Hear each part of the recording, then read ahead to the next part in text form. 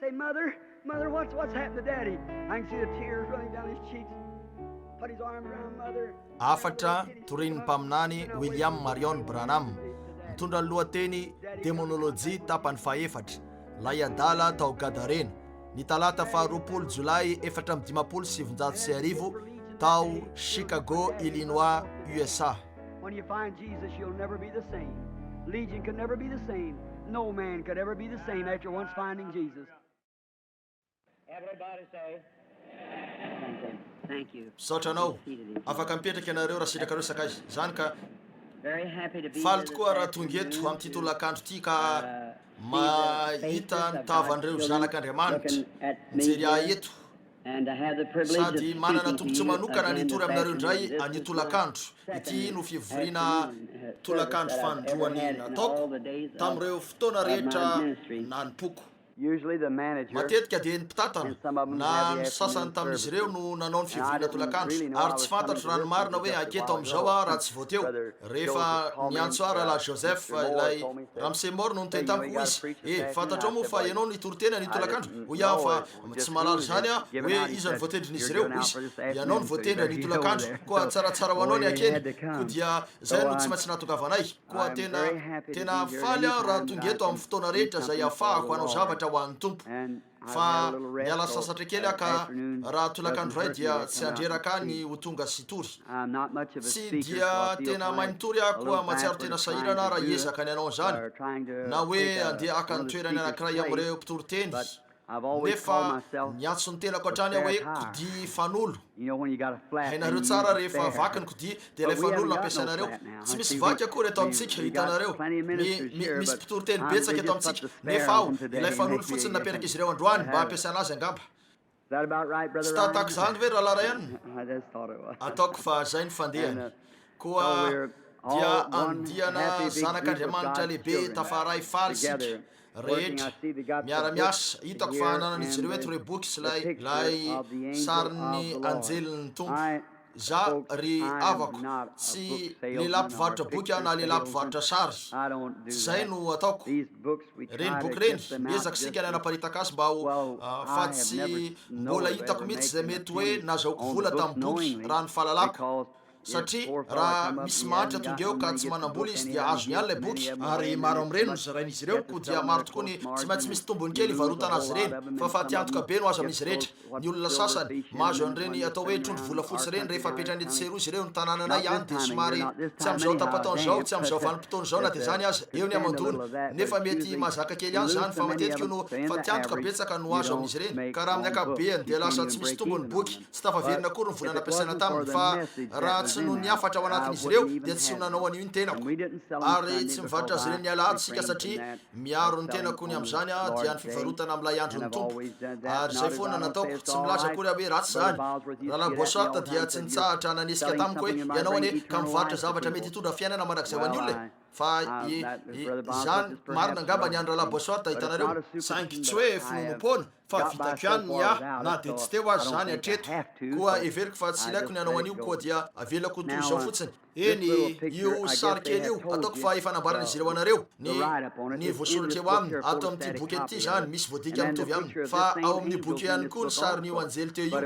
Tsy tena hoe voamarina ofisialy zany, fa mpanao gazety fotsiny naka an'io sary io teo. Raha tsikaritra misy lehilahy eo zay somary manondrika ny lohany tahaka ny hoe no ajambaina toy zany. Nitsangana nitory aho tamin'io arivo eo tao Candem, Arkansas. Nisy mpivorona nitovy amaro tamin'izao Piain zao teo amin'ny 3 arivo teo angamba toy zany. Fa toerana toy ny fanaovana basketball teo, ary ataoko fa nisy riana fipetrahana 2 na 3 na toy zany teo, na adiniko efa taona maro laso teo amin'ny 7 taona na 8 taona teo zay nitrangana io. Ary raha teo amin'ny pitoriana dia tao tahaka ny tsy vitako ny amokany amin'io teo amin'ny olona, dia izay no resahako ny amin'ilay anjelin'ny tompo. Mbola vao niseho zany teo ilay io etsika lehibe nataon'Andriamanitra io dia mbola vao nanomboka teo. Raha teo mpipetrahana ny ainy ny olona dia nijery aho hoy tsy ilaiko intsony ny teniny amin'io ankehitriny. Indro fa tonga zany dia nandehandeha teo amin'ny efitrano io toy zany teo ambony lohan'ny olona, ary ranjoro teo aho naka toerana zany. Ary teo ilay mpanao gazety raha teo ampanaovana ny asany ary io ramse toloteny io dia ilay nikoropaka nandray tanana fa teo amin'io endrika fotsiny nahazohony sary azy nanondrika ny lohany fotsiny izy dia nijanona teo tsotro zao toy zany io ary tonga tsotro zao ny ositra nisiny ny famantarana fanahy ary teo nisy an'io afaka hitanareo zany io no fantatro fa eto zany satria efa imbetsaka ny nahitako an'io nefa zany de tsy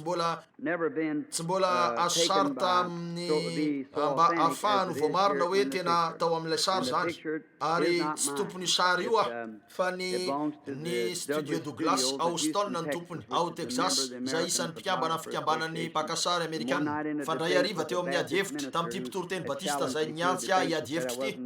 fa nilaza izy hoe tsy afakory afa mpisantoka ary tokony horoany ivelan-tanàna sy ny sisa amanarivony maro ny olona niagona teo mba hiaino namaly ny fiantsiny ramse bosoir atao riny ady hevitra nataon'izy ireo dia nangataka izy ireo raha afako tonga amarana mivavaka dia nakeo oia miala tsiny aho raha misy ady hevitra toy zao ny kristianisma dia tsy ady hevitra